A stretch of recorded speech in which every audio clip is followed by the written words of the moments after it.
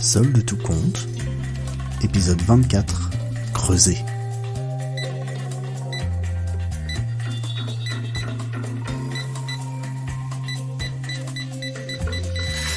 Il était sûr que ça allait fonctionner.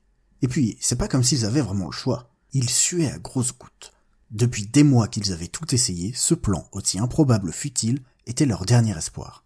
En plus de sa respiration haletante, il commençait à avoir un goût de sang dans la bouche.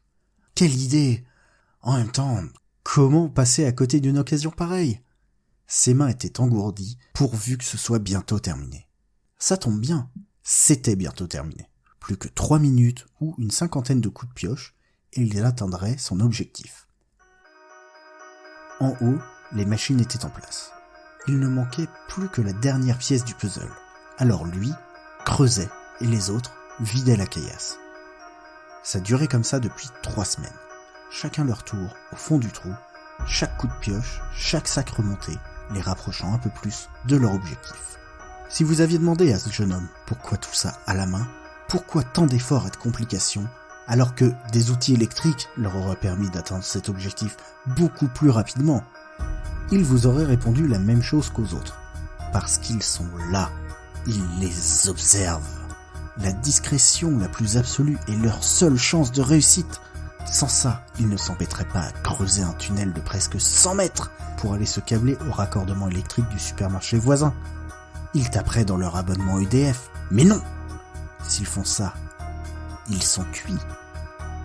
Ils se feront repérer à leur consommation électrique. D'autant plus que leur local a un compteur Linky. Ce qu'ils trouvaient le plus beau dans tout ça, ils considéraient l'opération comme indolore. Juste faire sauter les plombs du supermarché, ça se remet en 2 coups de cuillère à peau et paf! Une fois remis, tout sera transparent. Bon, sauf la facture, mais chacun son problème. Le sien, c'est de faire du coca. Depuis qu'il a récupéré la formule secrète, rien ne peut plus l'arrêter. Il faut juste qu'il continue d'être prudent. Ils sont partout.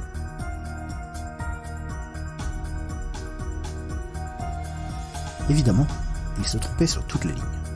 La multinationale rouge ne le surveillait pas, la formule secrète qu'il avait trouvée on ne sait où ne lui permettrait pas de fabriquer de coca, et son opération de siphonnage électrique ne serait ni transparente ni indolore.